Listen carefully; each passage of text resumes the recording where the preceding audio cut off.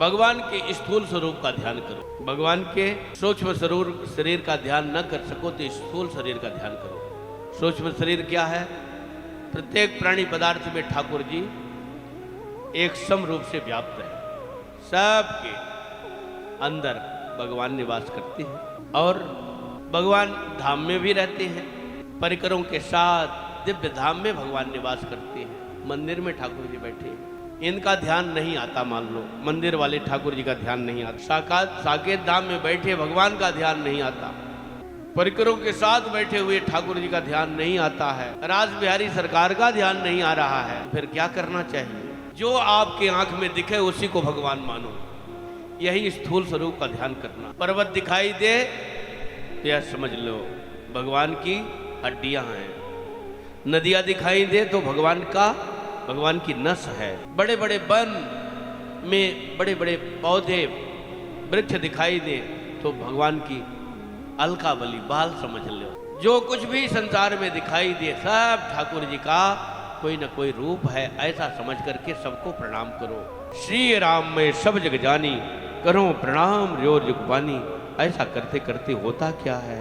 भगवान के स्वरूप का ध्यान करते करते ठाकुर जी के मंगल में सगुण विग्रह का ध्यान होने लगता है। हे भगवान सृष्टि को बनाते कैसे? इस सृष्टि को कैसे बनाते हैं? भगवान इस सृष्टि को अपने संकल्प से बनाते हैं। पहले कुछ भी नहीं था, केवल भगवान थे। उन्हें अकेले नहीं अच्छा लगा। सा एकाकी न रमते, उन्हें अकेले अच्छा नहीं लगा तो उन्होंने संकल्प किया एको हम बहुश्यामी, मैं एक से बहुत हो जाऊं। ऐसा संकल्प करते ही जल की उत्पत्ति हुई। जल में उन्होंने अपना आयन बनाया। जल को क्या कहते हैं? नार। नार में आयन बनाने के कारण नारायण हो गए। भगवान नारायण ने सोचा और आगे बढ़े, सृष्टि का विस्तार हो। मन में ऐसा भाव आते ही उनके नाभि से कमल निकला जिस पर चतुर्मुख वाले ब्रह्मा जी महाराज विराजमान थे। विचार करते हैं मेरी उत्पत्ति किस लिए हुई? तो आकाशवाणी होती है, इस पर शेषु यत खोडस मेक विंसम निष्किंचना नाम निमयत धनम विदुः। दो शब्द सुनाई दिए, ता और पा।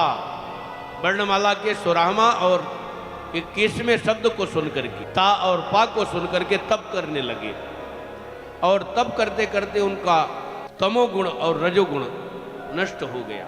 शुद्ध सत्यमय अंतःकरण में भगवान का दर्शन हुआ। भगवान ने ब्रह्मा जी का हाथ पकड़ा और कहते हैं आपको मैं विधाता बनाता हूं, सृष्टि की रचना करिए और इनके रहने खाने की व्यवस्था करिए। गौ सुवर्णा संजा सखाया। श्रुति भगवती कहती है दोनों एक डाली में रहने वाले ये दो पक्षी हैं, दोनों सखा हैं। ब्रह्म जीव साथ सखाती, साथ साथ रहने वाले। स्वार्थ रहित सखा सभी के, स्वार्थ रहित सबके सखा है प्रभु। भगवान ने कहा आप सृष्टि का विस्तार करो। ब्रह्मा जी महाराज ने कहा मुझे अभिमान हो गया तो भगवान ने कहा अभिमान नहीं होगा। यदि ज्ञान हो जाए तो अभिमान नहीं होगा, अज्ञान की दशा में अभिमान होता है। तो भगवान ने 4 श्लोकों में ब्रह्मा जी को ज्ञान प्रदान किया, जिसका विस्तार वेदव्यास जी महाराज ने 18,000 भागवत के रूप में किया। वह ज्ञान सर्वप्रथम ब्रह्मा जी महाराज जी को नारायण भगवान ने दिया है। 4 श्लोक। प्रथम श्लोक में भगवान ने अपनी अविनाशिता का बोध कराया। मैं अविनाशी हूं। यह बात को अच्छी तरह से समझ लो कि सृष्टि के पहले भी मैं था, सृष्टि काल में भी मैं ही हूं और सृष्टि नष्ट हो जाने के बाद भी मैं ही अकेले बचता हूं। जो कुछ भी होता है सृष्टि के अंत में वो मैं ही होता हूं। जैसे कोई सोने का एक ईंटा है, उसको गला करके नाना प्रकार के आभूषण बना दो, नथ बना दो, कर्णफूल बना दो, बाजूबंद बना दो, बेंदी बना दो, पायल बना दो, बिछुआ बना दो, हार बना दो, नाना प्रकार के आभूषण कंगन बना दो, बन गए। और उसके नाम अलग अलग हो गए, लेकिन सोना के अतिरिक्त क्या है? बनने के बाद भी वो सोना ही है, लेकिन नाम अलग अलग रहते हैं। फिर से ओखली में डाला और कूट दिया, गला करके अग्नि में डाल करके गला दिया, ईंटा बना दिया। पहले वो क्या था? सोना था। बनने के बाद क्या हुआ? नाना प्रकार के नाम रूपों, नाम में वह परिणित हो गया, परंतु है तो सोना ही। और नष्ट होने के बाद भी सोना के अतिरिक्त कुछ भी नहीं है। ऐसे ही सृष्टि के पहले भगवान ही केवल मात्र थे। सृष्टि काल में उनके अतिरिक्त कोई भी नहीं है। ना रामात किंचित किंचित जगत्रयम्, राम जी के अतिरिक्त तीनों लोगों में कुछ भी नहीं है। यह सृष्टि है जगन्नाथ की लीला विलास, भगवान की लीला स्थली है, और जो कुछ भी दिख रही है भगवान की लीला हो रही है।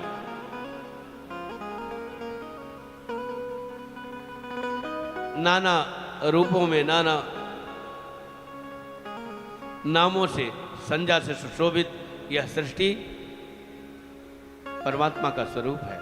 और इसके नष्ट हो जाने के बाद, भगवान के उर्दरस्थ होने के बाद सब कुछ भगवान ही हैं, उसके अतिरिक्त कुछ नहीं।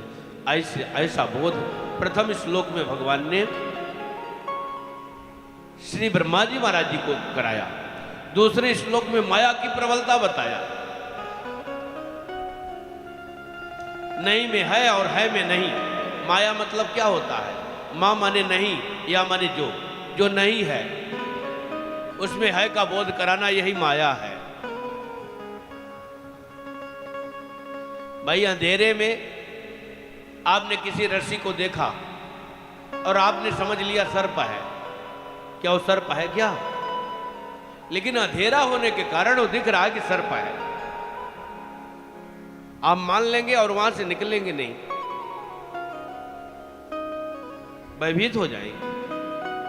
लेकिन अंधकार में आपको समझ में नहीं आ रहा। ऐसे ही माया के रहते माधव समझ में नहीं आते हैं।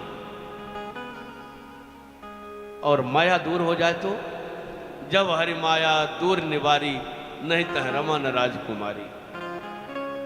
माया दूर हो गई तो भगवान ही भगवान केवल बचे, उसके अलावा कोई नहीं बचा। दोनों किनारे हो गए। संसार भगवान का स्वरूप है, तो किसी को भगवान का स्वरूप हम मानते हैं? मान लो भगवान का स्वरूप न मानो, अपना ही चलो मानो, अपने ही हैं तो नहीं मानते। जो अपनी स्त्री, अपने बच्चे हैं, अपने माता पिता, अपने से जो संबंधित मित्र हैं, उनको अपना मानते हैं। इसके अलावा किसी से मतलब ही नहीं है। लेकिन होना कैसे चाहिए? उदार चरिता नाम वसुधैव कुटुंबकम। उदार चरित्र वालों के लिए सारी धरती अपना निजी परिवार, अपना निजी परिवार। कि कोई दीन दुखी पड़ा है, अपने निजी माता पिता के समान उसकी सेवा की जा सकती है। लेकिन ऐसा बनता है क्या? नहीं बनता तो हम स्वरूप में हैं क्या? तीसरे श्लोक में भगवान ने अपनी सर्वव्यापकता का बोध कराया। पहले श्लोक में अविनाशता का, दूसरे श्लोक में माया का, तीसरे श्लोक में सर्वव्यापकता का।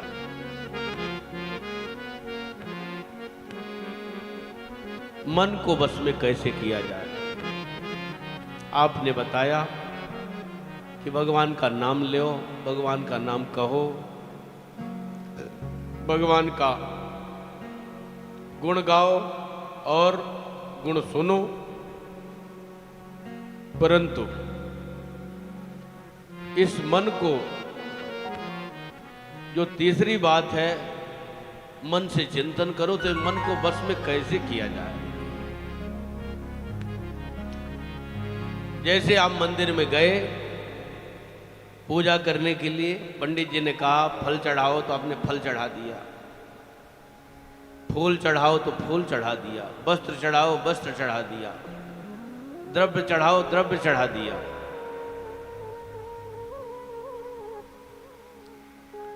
लेकिन पंडित जी कहे मन चढ़ाओ, तो मन कैसे चढ़ाओ?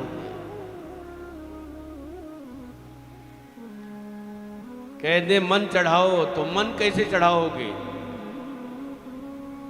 मन को चढ़ाना तो बड़ा कठिन है। तो मन को चढ़ाने के लिए 4 साधन बताया।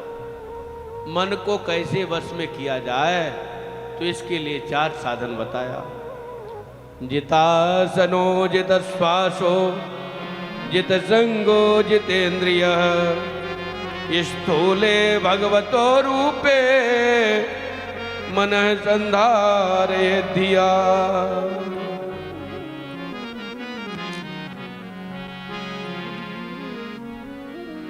जितासनो जित श्वासो, आसन को जीतो। एक जगह पर बैठ करके भजन करने का अभ्यास करो। अभ्यास करते करते फिर जैसे अभी दर्द हो रहा है ऐसा दर्द नहीं होगा, फिर अभ्यास हो जाएगा। कुर्सी में बैठ करके केवल काम करते हैं, लेखा जोखा करते हैं, बैठ करके भजन नहीं करते। देखो ये बहन हमारी बैठी है, कैसा प्रेम से भजन कर रहे हैं। तुम लोग करते नहीं हो, इसलिए तुम लोगों से नहीं हो रहा। तो ऐसे अभ्यास करने से भजन होने लगता है। एक जगह पर बैठ करके अभ्यास करो। धीरे धीरे अभ्यास करते करते सहन शक्ति आती है, तितिक्षा आती है और भजन होने लगता है। ऐसा न कर सको तो दूसरा आसन और है। हमारे साधुओं में कहा गया है आसन सिद्ध हो गया उनका, यानी एक जगह पर रह कर किए, बहुत दिनों तक एक जगह पर रह करके भगवान का भजन करो। कोई अखंड वास ले लेते हैं, हम अयोध्या से बाहर जाएंगे ही नहीं। कोई साधु ऐसा करते हैं, भाई हम इस धाम से बाहर नहीं जाएंगे, इस क्षेत्र से बाहर नहीं जाएंगे। उनका व्रत होता है और भजन करते हैं। तो इसको आसन जीतना कहते हैं। जितासनो जित श्वासो, श्वास को जीतना। प्राणायाम के द्वारा श्वास को जीता जाता है। अनुलोम विलोम किया, प्राणायाम किया और श्वास पर जो है विजय प्राप्त कर लिया। तो नहीं बनता प्राणायाम की विधि तो क्या करे, श्वास को कैसे जीते? अधिक से अधिक श्वास का सही उपयोग कर ले जाना, यही जीतना है। श्वास श्वास प्रति कृष्ण भज, वृथा श्वास जन कोय, ना जाने किस श्वास का आवन होय न होय। प्रत्येक श्वास में भगवान का भजन करो, भगवान का नाम उच्चारण करो, यही तो श्वास का जीतना है। जितासनो जित श्वासो जित संगो, संग को जीतो। अकेले बैठ करके, अकेले रह करके कुछ समय ऐसा निकालो कि अकेले रह करके भजन करने का अभ्यास करो। एकांत में, उसी को एकांतिक कहती है। एक अंतिक, अंतिक माने समीपता। एक परमात्मा ही हमारे समीप में हो, अर्थात उनका ध्यान करने के लिए एकांत में बैठने का और रहने का थोड़ा अभ्यास करते रहें प्रत्येक दिन। जित संगो, तो संग को जीता जा सकता है। अकेले रह करके भजन करने का अभ्यास करें।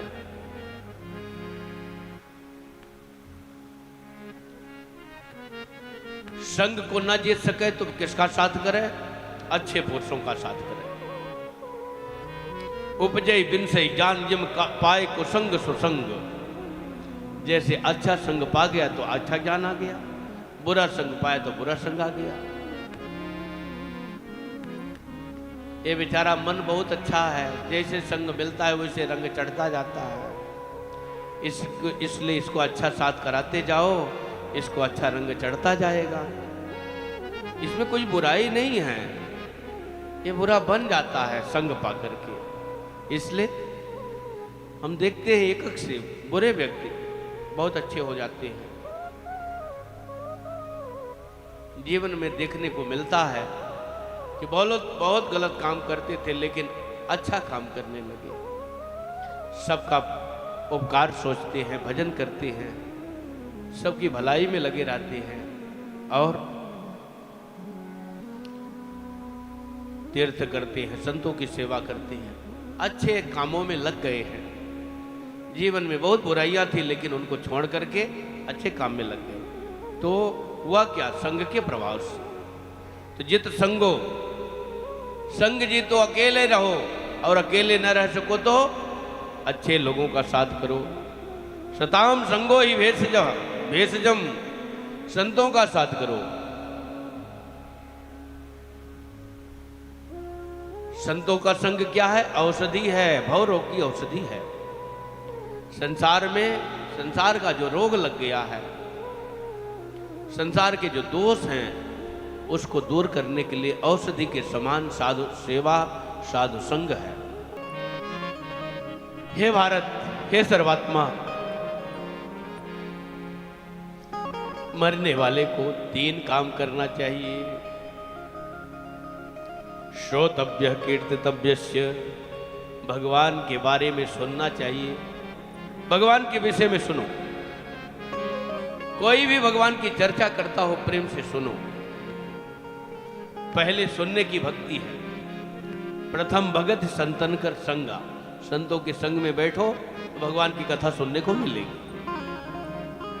श्रोतव्य कीर्तितव्यस्य, सुनो और कहो भी। कथा सुनो और कथा कहो। भगवान के विषय में सुनो और भगवान के विषय में कहो।